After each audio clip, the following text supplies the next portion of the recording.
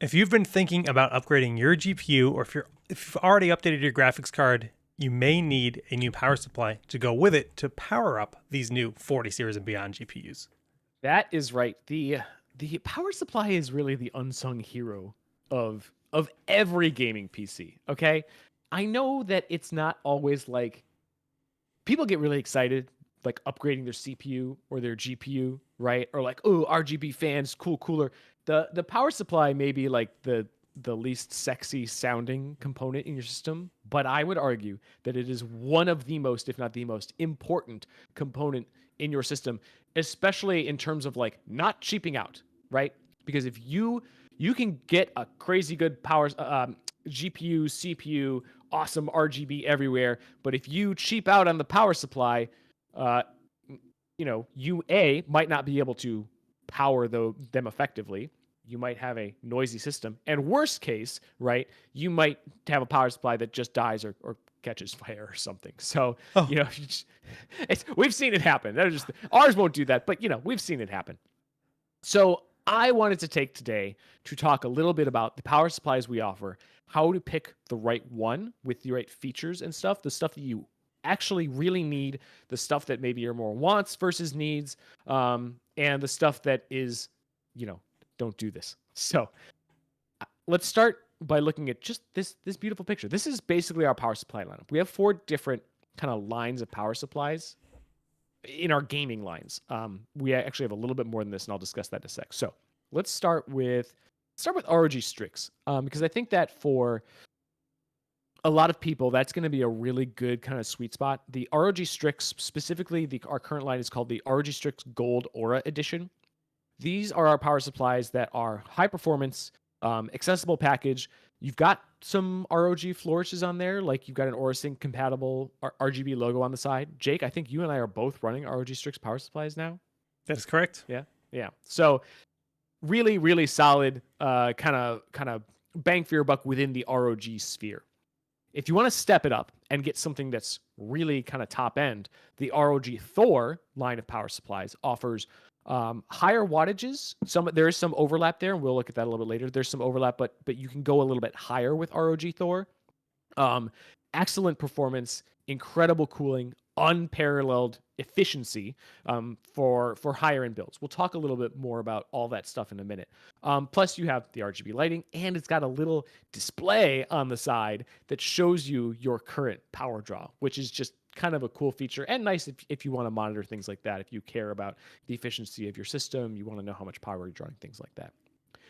The ROG Loki, which you see up in the top right there, as its name would suggest, it is the smaller sibling to the Thor, because Loki is Thor's brother, if you guys haven't been watching enough Marvel movies lately. So it's actually an SFXL size power supply, so it's a little bit smaller, designed for small form factor builds, like mini ITX builds. So if you're building something in a mini ITX case, or you're, building, like mine is built into the cabinet of my entertainment center. It's not actually in a case, but I'm trying to be as compact as possible. For stuff like that, the ROG Loki is perfect, and still comes in pretty high wattages for the size that we offer. And yeah, Finally, I mean, if you actually just look at the side by side there, you can it is significantly smaller than the other PSUs. Like, it's hard to see in pictures. it is, but when you see it in real life, it's like, whoa, that is 1,000 watts in that little form. That's impressive. Yeah. The first time we saw it in person, I was like, oh, that's like way smaller than I was expecting. Because it's hard when you just see a cube. It's like, finally, we have the Asus Tough Gaming Gold power supplies. They're not ROG, but that is kind of our sister gaming brand at Asus. These are efficient, dependable power supplies that will go in any build, right? They're engineered to stand the test of time, just be really solid workhorses, and power your rig for years to come. Like that's the point of Tough Gaming. At Asus, we also offer the Prime line of power supplies, similar to our Prime line of motherboards. That's just like really affordable, but solid, still like gold level efficiency. They're not like cheaped out power supplies. It's just not going to necessarily offer high of wattage as like the Thor Strix. It's gold efficiency, so still solid efficiency. Doesn't have RGB, things like that. So, when is the Odin coming out? No Odin yet that I know of, but Or Who the knows what's Zeus. on the horizon? I guess that's kind of off-brand. Wrong mythology. Yeah, I know. Unless you're Kratos, Hmm. and then you're just going back and forth. So, when you're buying a power supply, the first question you have to ask yourself is how much power do you need? Okay, so before we really even dig into those lines, we have this great chart on our site that I really like. It's really good for just at a glance. Like, okay, I've got an i7 or a Ryzen 7, and I've got the new 4080 Super. What power supply do I need? 750 watts right there. Now, that said, this chart is really a starting point. One of the things we kind of recommend is that I like to tell people to step up one tier from what's like the minimum is. So like this is like what you need to power that system. But if the chart says 750 watts, I would personally go up to 850. It's usually not that big of a price jump. And it's really nice if you want to set yourself up for the future because you never know what next generation or 2 generations graphics cards are going to require. You might decide to step up. Just like I did on this system, like I was talking about earlier, I stepped up from an i5 to an i7 from the same gen to give myself a little bit of a boost before I had to rebuild the whole system. Plus, a good power supply can last you multiple builds into the future, right? So buy at least one tier up, especially if you plan on overclocking and things like that, and set yourself up for the future because then you'll spend less money in the long run. Yeah, my 1000 watt was my last PC. I'm now using an i9 with a 4090 with my 1000 watt, and I'm kind of at the peak of that next gen, but I'm also using the peak of the hardware, so it's nice. Exactly. Yep. I had an 850 watt before this, and when I went to the 4090 with my Ryzen 7, I was like, okay, well, I guess it's a good thing that ROG sent me 1000 watt for that, and I was like, yeah, I guess if I had known. So if you're going for like our ROG Strix 4080 Super, you might look at like the ROG Thor 1000 watt Platinum 2. You're going for a high-end GPU, go for a high-end power supply. For something like the 4070 Ti Super, you might go for the Thor 850 watt because it requires a little bit less power, or maybe the Tough Gaming 850 watt Gold, depending on your build and the features you want. And then, of course, the 4070 Super, you're a little bit further down. You could go with something like a Strix 750 watt, a Tough Gaming 750 watt, or even the Asus Prime 750 watt. The Asus Prime 750 watt power supply would actually look really good with our Asus dual cards. Which we offer in the 4070 Super. So that actually would be like a nice aesthetic match too. But so this chart is nice, but there is also a power supply calculator on our site where if you just go to the wattage calculator, you pop in your CPU and your GPU, or the CPU and GPU you're planning on building with. Tell it if you're overclocking, and it'll pop out the recommended wattage and then some recommended products for you within our current line. Oh, yeah, white and black too, depending on the model. It's great. Yeah, it's like literally the best tool for this situation. And so like it'll even recommend some of the older stuff. So like there is the ROG Strix 1000 watt Gold. That's the pre-Aura edition model. Down at the in the bottom right there. So like that's actually what I have. Still in stock. Oh, that's what you have? I have the older one. Yeah, I've had one for a couple builds, so mine's a little bit older. There you go. This didn't exist when I bought my PSU. So I'm here using this older PSU, and it's still able to power, all the highest modern hardware. And yours doesn't have the native 16-pin connector. You're using a correct. Like a 3x8 pin to 16 pin. Yep. So see, there's one of the differences between the old gen. I have a native 16 pin, so I can just plug it right in with that's great. 16 pin to 16 pin cable. I would love that, but still works. So yeah, it still works, and it's still fairly clean as long as you have enough of those ports. Yep. So all right. So if you scroll up a little bit on this page, Jake, we can talk about the next thing, which is once you've decided the wattage you need. Let's say you're going 850 or 1,000 watts. You need to kind of decide how much efficiency matters to you. So you probably heard me mention gold, platinum, titanium when talking about these power supplies. Those are efficiency levels. It starts with 80 plus. Like it started with the 80 plus certification. You'll see these different kind of 80 plus badges. Regular 80 plus with no metal color associated with it basically means that at 50% load, the power supply is rated for at least 80% efficiency. So like 80% of the power you draw from the wall will go towards your components. Then we got 80 plus bronze, silver, gold, platinum, titanium. So if you look at these charts, like 80 plus gold means that at that same 50% load, you're actually getting 90% efficiency rather than 80%. At 80 plus platinum, you're getting at least 92% efficiency. And it, so the whole curve kind of goes up from there. Now, these are just minimums. So if you look at these charts, you'll see that our power supplies, like our 80 plus gold ROG Strix series, actually has slightly higher efficiency than what is required by that 80 plus gold standard. It also means that the ROG Strix 80 plus gold is going to have slightly higher efficiency on that curve than the tough gaming gold. So don't assume that just because they're both 80 plus gold that they have the exact same efficiency. The Strix is still a slightly better power supply in terms of efficiency than the tough. It's still a quality, like both are still quality power supplies. And these are just things that matter. Like, okay, obviously if you're using a less efficient power supply, you're drawing more energy from the wall, you're paying a little bit more for power. But the big thing for me is that the more power you're drawing from the wall and the less efficient the power supply is, the more is lost as waste heat, which means that you've got a little more heat in your system, and the fan of the power supply and or your other components may have to spin a little bit more and a little bit louder. So I always go for, as efficient as I can, because I want a super quiet system. That's something that's important to me. And so efficiency ties directly into that noise level. So those are all things to consider when you're looking at efficiency. All of our current gen power supplies are 80 plus gold rated or higher, with the Thor going up to platinum and titanium levels. So that was a bit of a mouthful, sorry, but it's interesting stuff to know. Finally, once you've decided on your wattage and efficiency, it's time to think about other features. And this can be kind of pretty broad. So I thought you've never had a Thor, have you?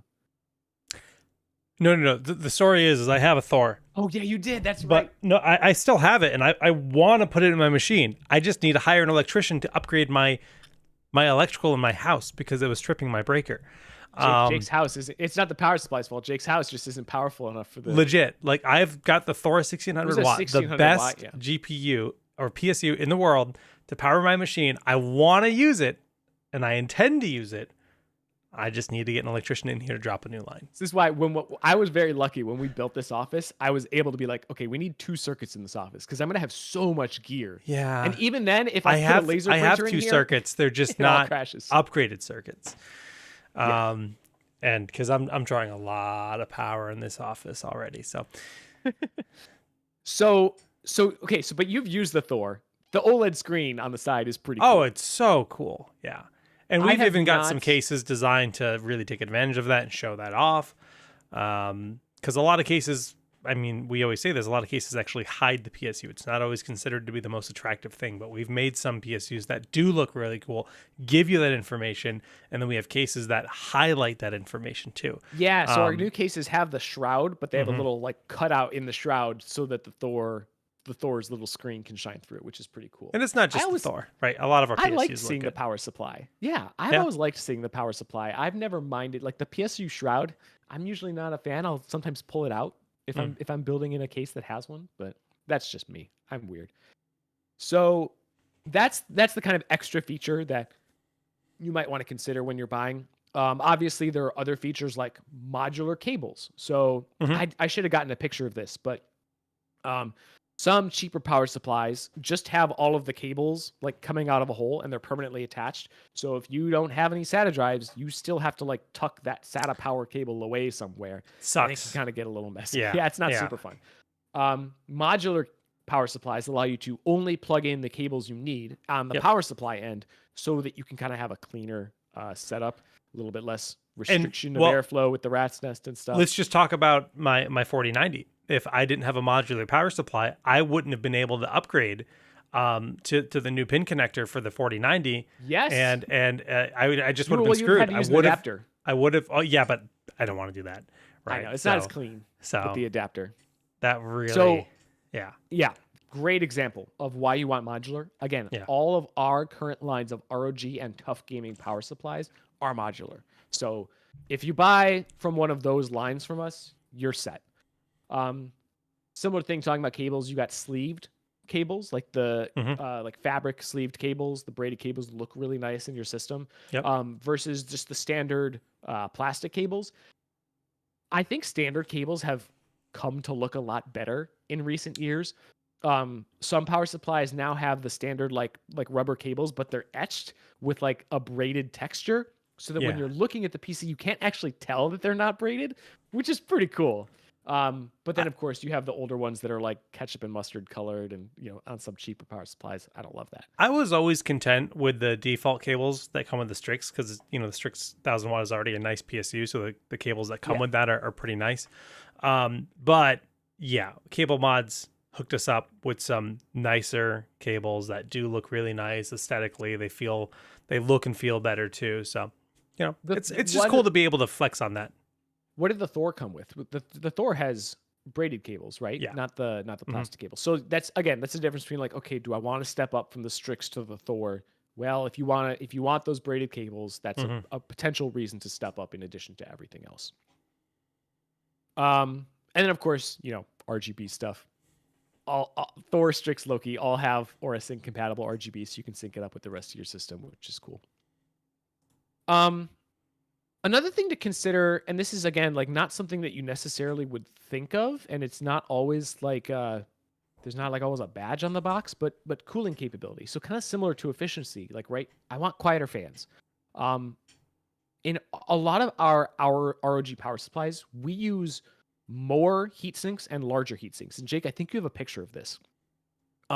These heat sinks are not required for normal operation, but sorry, there's a picture of the Thor with the screen. I forgot to pull that up. This guy. So yeah, some of those heat sinks in there, not all of those are required for normal operation, but we put them in there because they give you a better overall experience, right?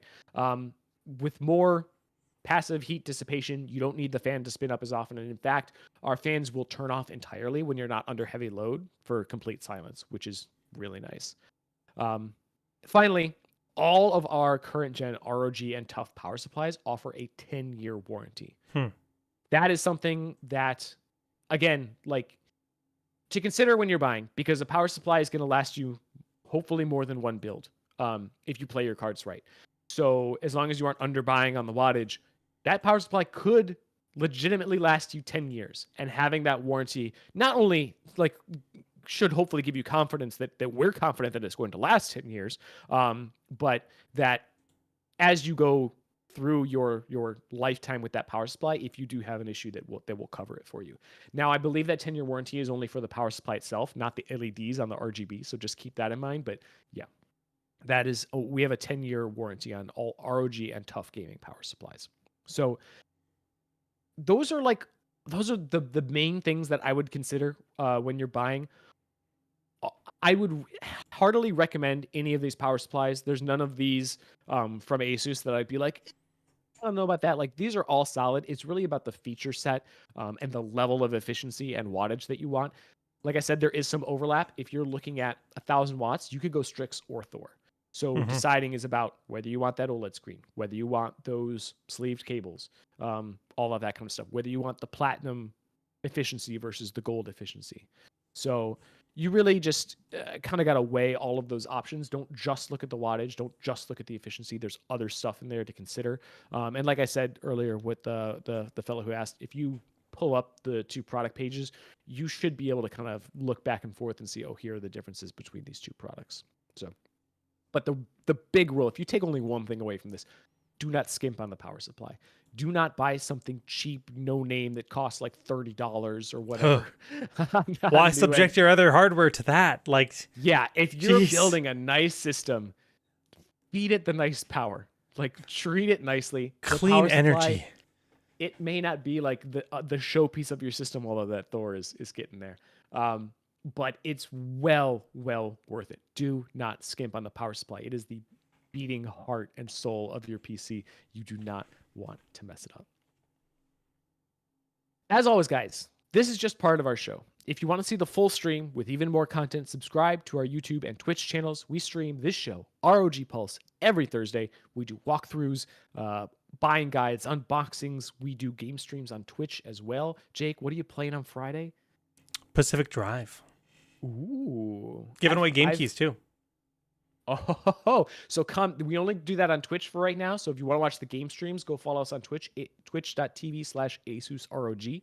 You can also follow us on social media, join our Discord. You can type !Discord in chat to get the link for that. To stay up to date with the latest news and announcements, and just talk with other ROG folks about your builds. Show off your builds in our battle station section. It's a cool place to hang.